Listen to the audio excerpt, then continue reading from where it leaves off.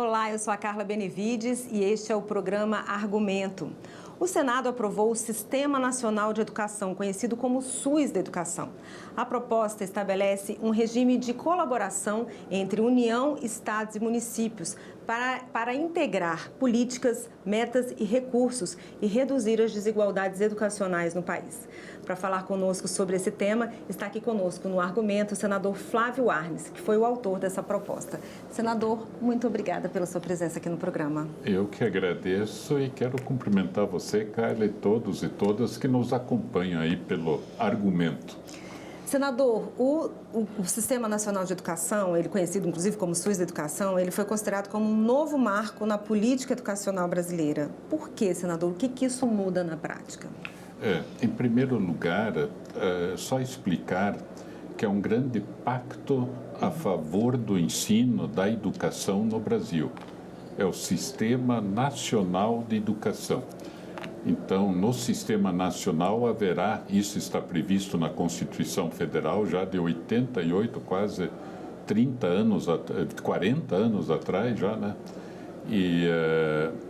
E também na LDB, Lei de Diretriz e Base da Educação, para haver essa articulação entre os entes federados em relação aos objetivos da educação. Então, ter o encontro, a participação de todos, a colaboração, a pactuação, a discussão regular. Alguém pode dizer, não, mas nós já fazemos reuniões para atingir os objetivos da educação. Não é fazer reunião, é uma instância tripartita, uma instância bipartita nos estados e lá no município atuando também. Então, por isso que o pessoal chama SUS, né? Por que SUS da educação?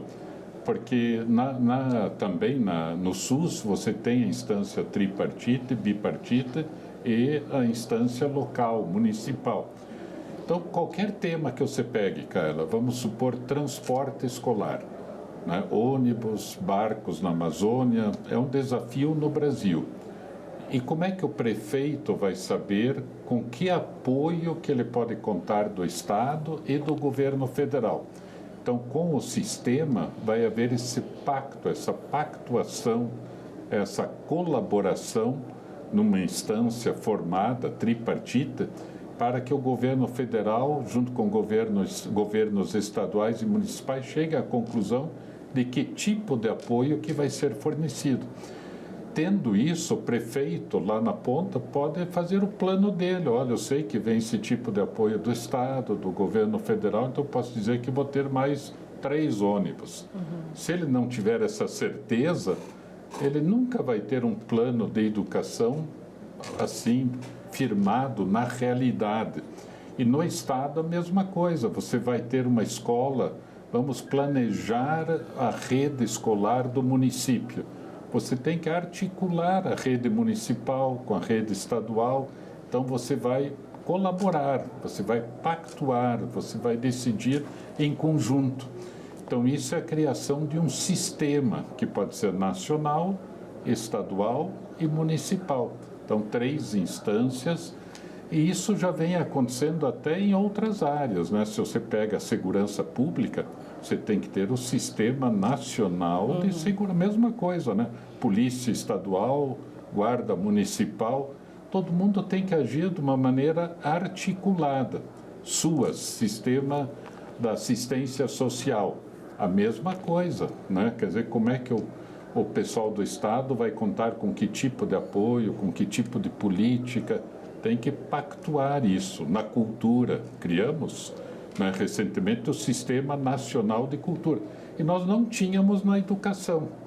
Então, até eu argumentava sempre dizendo, olha, nós não podemos ter um plano nacional de educação sem essa, vamos dizer, essa plataforma, esse debate, essa discussão de um sistema nacional, para que você possa, em função de um sistema, dizer como é que os objetivos vão ser alcançados nessa ação articulada dos entes federados, né? Entes federados é União, estados e municípios.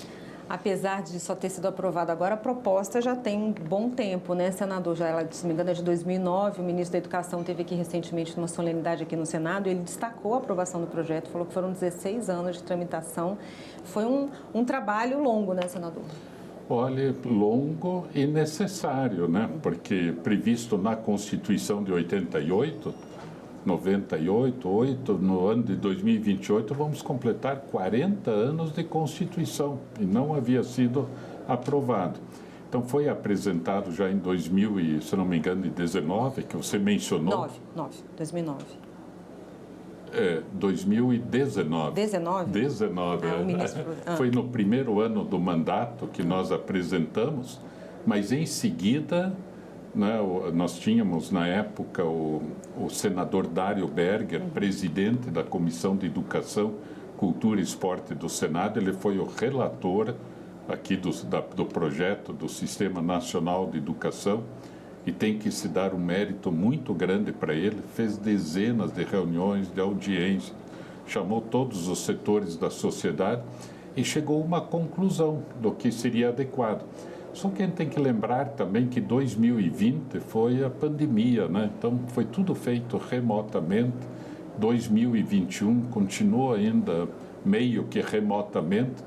E aí foi para a Câmara, foi aprovado e foi para a Câmara. E lá na Câmara se passaram 5 ou 6 anos, mas felizmente agora, né, aprovado também para que essa organização da educação aconteça.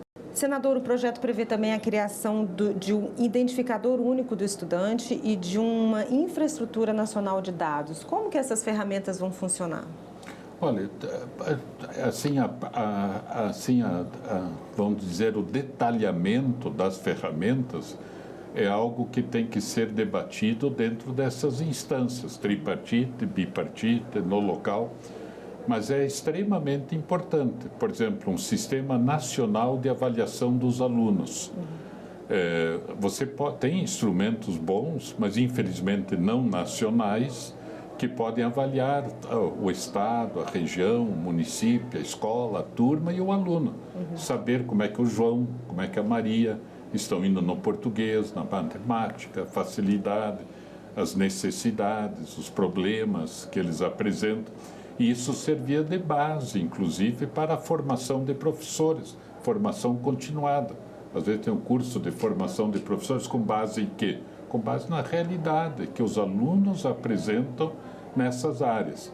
Então, essa articulação nacional de dados, de estatísticas, o próprio INEP, né, com os dados que podem auxiliar os municípios nessas estratégias todas, isso é algo perfeitamente possível de ser colocado como prioridade dentro dessas instâncias tripartite, governo federal, estaduais e municipais, 5.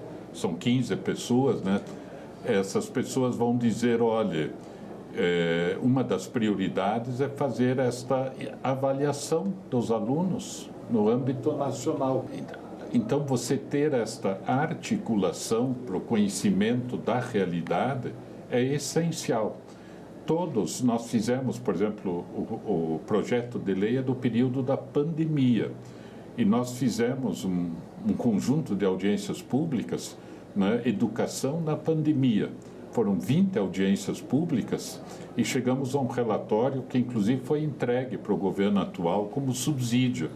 E quaisquer dos itens colocados lá exigem uma decisão tripartite, quer dizer, de todos. Saúde mental dos alunos, na pandemia, sim, caiu, dos profissionais, dos professores. Então, como fazer essa articulação da saúde com educação? Tem escolas que não têm banheiro, não têm energia elétrica, né? Nós votamos, inclusive, nesses dias aqui no Senado, que a escola tem o direito de ter água potável. Imagina, né? Não tem nem cabimento. Eu falei também no debate da aprovação da lei, lógico, que tem que ter, né, água potável, biblioteca, quadra de esporte, sala de aula, sala de professor.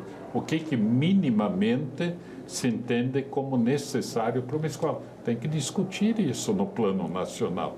Valorização dos professores, mais da metade dos professores No Brasil, tem contratos temporários, né? Essa é uma situação que o Brasil tem que enfrentar. Então, o Sistema Nacional de Educação vai fazer com que esse debate aconteça no plano nacional. Qual que é a diretriz nacional para isso? É uma decisão tripartite, depois vai para os estados e chega no município. Então, o sistema, vamos dizer, usando uma palavra, organiza tudo isso, pactua tudo isso. Pactua quer dizer, vamos trabalhar juntos, o que que você vai fazer, o que que eu faço, para a gente, no final, atingir o objetivo que a gente pretende, que é um pacto pela qualidade da aprendizagem, pacto pela qualidade do ensino e da educação em geral. Senador, depois de tantos debates da lei aprovada aqui no Congresso, qual o papel do Congresso agora na implementação do Sistema Nacional de Educação para que ele não fique só na teoria, né? Que ele realmente, o Congresso pretende fiscalizar, atuar, ter um papel mais assim de controle dessas novas políticas? Eu até diria que não de controle, porque eu acho que todos nós temos que fazer parte desse controle, né? Nós temos agora todo o debate do Plano Nacional de Educação. E o Plano Nacional de Educação tem que estar associado com o Sistema Nacional de Educação. Então, nesse sentido, a sociedade toda tem que acompanhar esse processo. É um processo de implantação.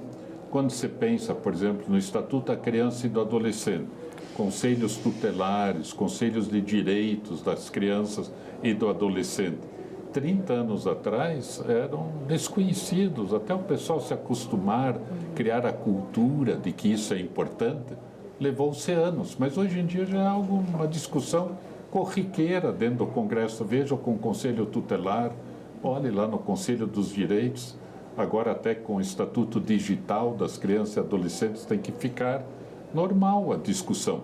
E o sistema é a mesma coisa, não, tem que discutir lá os grandes objetivos para ver o que cada um vai fazer.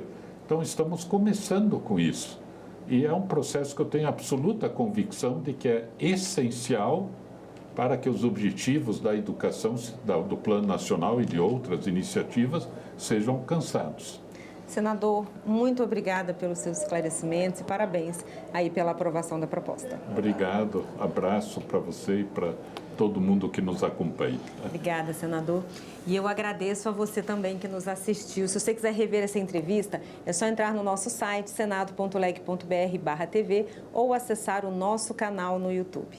Obrigada pela sua companhia e até o próximo argumento.